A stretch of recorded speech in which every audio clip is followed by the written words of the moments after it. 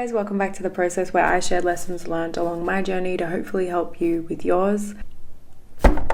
Let's talk about depression. If you've been following me, whether it's through my YouTube channel or my music, you probably get a bit of a vibe that I'm a happy person. And I only say that because whenever I open up about something heavy going on in my life, it's usually met with a, what? Like, you don't show that at all. And in a recent women's circle, my best friend and I held together. My sadness, my depression really came out. And I'm really grateful that I had the safe space for her to come out and chat. But it shone such a bright light on how much shame I have around sadness and depression. In the women's circle, there was a theme with every single woman there about a facade, keeping up a facade, having our stuff together, being on top of our schedules, not burdening other people with our problems. So in this video, I'm going to explore the themes of depression, anxiety, guilt, and shame. I'll share a bit of my story, what I'm realizing, and hopefully some takeaways that you can carry on into your daily life. So as I was saying, in the women's circle, we all realized that we all felt a level of shame or guilt around how we felt. And in my case specifically, sometimes I feel my emotions are so deep and so dark that to even share that with a good friend of mine would burden them and may even cause them to run away. On the other scale of that, I also find myself feeling like there is going to come a day where the people I love and value around me will realize the depths of my emotions and the spectrum of emotions that I feel and abandon me anyway. So that sometimes causes me an even deeper state of depression. So because I'm not sharing out of guilt, I build shame and I push people away. Now, this is kind of hard for me to share in a way because it's a fairly new realization for me. It's definitely something that I've been aware of, but to really face it and really let her out and see that's happening is quite confronting. And I think because I've been in gaslighty relationships in the past, I hold a lot of shame around where I am in my healing process. And I have a deep fear that if I was to open up and say, hey, I've been feeling really depressed these past couple of days, I would be identified with that depression and I wouldn't be seen as a whole human again. Now, I believe that this fear for me comes from what I've experienced, as well as a societal stigma around depression and anxiety. And this is why I've been so inspired to make this video, because why are we pretending like depression and anxiety don't exist when most of us are somewhere on the scale of depression and anxiety at some point in our lives? I'm currently living in Melbourne City in Australia, so I do find that when I'm in the city, I notice depression and anxiety not only manifest deeper within me, but I do see it reflected in my outside reality. There's traffic, there's overstimulation of sound and visuals and people, and then we have our social schedules that we're trying to keep on top of, and sometimes that causes us anxiety, sometimes it causes us fulfillment, and sometimes we get FOMO, which leads to depression. And it's just a lot. So I wanted to create a video to hopefully break the stigma around depression and anxiety. I feel like most of us, again, coming back to the women's circle, it was so prominent that we were all trying to run from something or pretend like something didn't exist to make others feel comfortable or to ensure that we would be accepted into society, when each and every one of us was somewhere on that spectrum, and we were just afraid of sharing that because of the stigma. The stigma around depression is that you have a severe mental illness, that you're difficult to handle, that you're broken, you're hard to love, you're a handful, basically. And that's just putting it briefly. Then we've got the stigma around anxiety, where it's like you're nervous, you're shy, you're introverted. I guess there is a bit of a stigma around anxiety where it's like you're weird, you're an outcast. And that last one, you're weird, you're an outcast stigma, is potentially one of the most detrimental ones. And I think that almost applies to depression and anxiety. You're weird. There's something wrong with you. I can't handle you. And it's funny because most of the time the people who stereotype anxiety and depression as difficult or as weird usually suffer from it themselves and aren't aware of that or are ashamed of it, hence why they feel the need to shame others. So the stigma is really the core of it. Why are we ashamed of being depressed, and why are we ashamed of being anxious? And I'm posing that question to us, but it's really a question I need to ask myself, and I'm doing that on camera with you guys. Why am I ashamed of being depressed sometimes or being anxious sometimes? Depression as a theme for me is quite a touchy subject. It's something that has been in my family for generations. And I think essentially it's been something that I've been trying to cure and fix to ensure that generations after me will not have to suffer the way that I've seen others suffer. And trying to fix something automatically implies that it's broken. And we come back to that stigma where it's like, if you're depressed or if you're anxious, there is something wrong with you. Now, I'm not an expert. I'm not trying to claim anything. I'm processing on the channel, the process. And what I realized in the women's circle is that the common narrative between human beings is that we experience depression and anxiety in hiding, alone, shamefully, guiltily. I've seen a lot of TikToks and reels lately about masking. And I've seen it for a few different things. I've seen it for autism, I've seen it for Tourette's, and it had me thinking about anxiety and depression. There have been times in my life where I have just been an utter wreck at home, bawling my eyes out, not in a stereotypical manic depressed way, but really just feeling my feelings. And I think, again, I had to say that because there's always this fear of being stereotyped. It's like having a depressive episode sounds so terrifying and sounds so red flaggy. But I feel like the majority of people are having depressive episodes. It's that moment in the car where you just feel numb, where you just don't know where you're going, where you're stuck in traffic and you're like, why am I still working this job? It's as an artist sitting at my desk and completely doubting my ability, comparing myself to other artists and belittling myself, making myself feel so small that I struggle to get out of that dark place.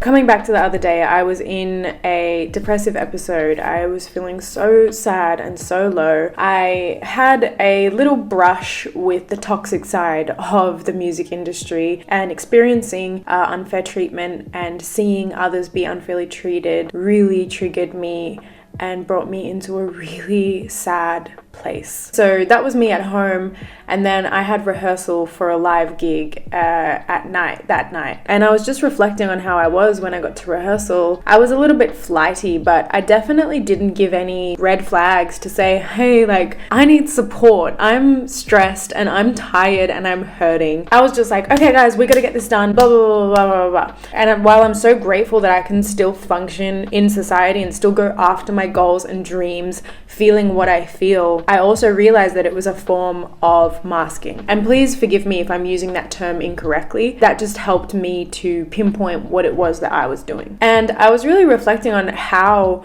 my friends would have reacted if I told them what I was really going through, and it almost makes me emotional because I have a yearning to connect with people on a deep level. I want to know what's going on in your life. I want to know how you are, and I want to be there for you to the best of my ability. However, in order to be able to be that, I also need to receive that, and I cannot receive that if I continually carry and harbor guilt and shame around what I feel. So I feel our shame and our guilt is completely justified. Being as, just in my experience, I've been shamed since I could speak because I am such a feeler. I love to feel. I'm 50-50 actually. I've got a very analytical brain, but I deeply empathize with others. And growing up, something that was constantly said to me was, just get over it. Why are you reading into this so deeply? And while comments like that usually come from a really pure place, it is deeply detrimental to us in the long run, because when we need to talk to somebody, when we are in a quote unquote dark place, we don't know who to turn to because we don't know who's going to be able to handle us as we are. Now, this is where the women's circle came in deep handy for me, because for those of you who haven't been to a women's or men's circle before, it's essentially you just sit and listen to each other, talk about whatever it is you're feeling or whatever it is that you want to talk about in that moment. And there's no advice, there's no sounds when someone's talking, you just listen. I realized that a lot of the fear that comes from people who are afraid of depression or afraid of anxiety may essentially come from what they think will be expected of them if they were to converse with you, if they were to open up that can of worms with you. And I guess this little side tangent is a message to you guys where it's like, honestly, sometimes it's just nice to be witnessed and not judged. I mean, in the women's circle yesterday, I was just, I was crying. I was talking about the deepest traumas that I never thought I would speak about in front of anybody. And that was it. There was no further conversation. It was available to me if I wanted it, but I didn't want that. It was so nice to let the depression out, let the steep sadness out, and then be able to still be me and not be judged for that, not be stereotyped for that. And I guess my main intention with this video is hopefully to lift the veil, lift the curtain a little bit on depression and anxiety. The less we talk about it, the more taboo it gets, the more uncomfortable, the more unfamiliar it gets. I'm here to say that anxiety comes and goes in intensity in my life, and I learned to mask that very, very, very well. What has helped me the most with my experiences of anxiety and with my experiences of depression is telling people about it, telling people that I trust about it, because it reminds me that I am so much more than just this emotional experience. Because sometimes when you're in it and you mask it and you hide it, and this is very similar to binge eating, if any of you have experience with that, is that you do it in hiding, so you continually feel disconnected from other people because you feel like you have this secret identity, you feel like you have this shameful identity that you don't want anybody to know about. And so you're shaming yourself internally, you're gaslighting yourself to say that what you're feeling is not valid, it does not deserve to see the light of day, when it's only that way because of the stigma. We're allowed to be happy in public. Why can't we be sad? I watched a movie with my mum the other day and we could not stop crying. I highly recommend watching Roadrunner, the documentary on Anthony Bourdain's life. It is phenomenal and leaves you with such incredible themes to reflect on. But we walked out of that film just in absolute tears. And I love my mum, God bless her, but she's not much of a public crier. It felt so empowering to walk down one of the busiest streets in Melbourne, hand in hand, crying, because we couldn't stop, we couldn't control it. Both of us are usually very good at masking our emotions, but it felt empowering. I felt so overjoyed to make eye contact with somebody with my eyes full of tears, because this is also real. This is also an emotion, and we don't have to pretend like it's not there. We don't have to feel difficult to handle just because we feel the feelings that everybody feels. We're all feeling it, so let's just stop pretending like we're not feeling it. So some action points for me. I'm not entirely sure yet, to be honest with you guys. I am going to try to be a little more inclusive of my loved ones into my darker sides. I think because of that really helps me to remember that I am loved and I am lovable no matter what I feel. And to any of my women out there, when our periods come along, everything's intensified. And I've been in a couple of gaslighty relationships where it's like you're just using your period as an excuse and blah blah blah blah. So surround yourself with people who positively enforce this idea that you are lovable no matter what.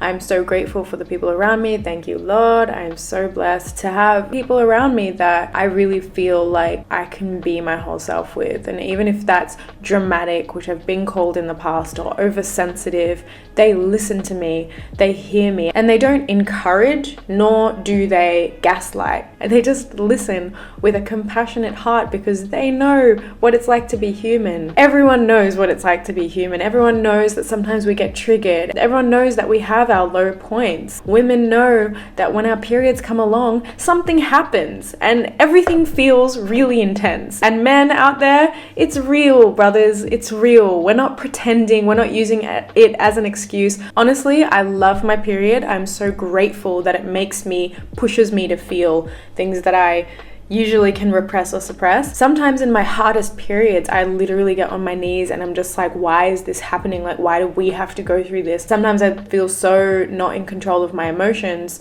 that I lock myself in my apartment and just wait till it's over. And again, this comes back to the stigma around it, where it's like, I don't want to be a crazy period woman.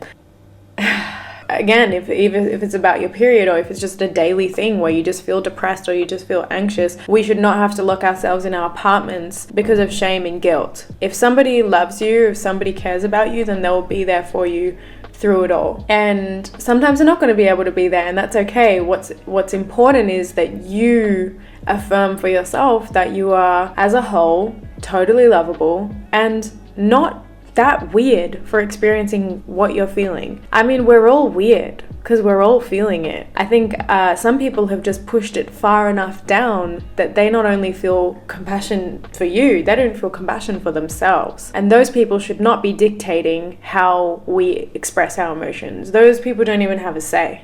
So I hope this helps somebody out there. Thank you for listening to me. Thank you for helping me to process all the incredible inspiration that came from the Women's Circle yesterday. If you are in Melbourne, you can join us every week. And you may notice that I'm in a different environment. I moved into my very own apartment for the very first time, and I recorded a vlog which I'll upload soon.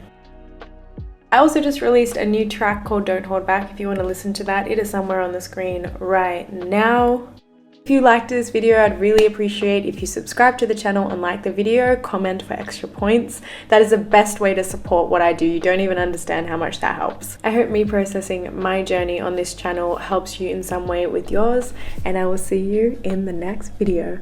Bye!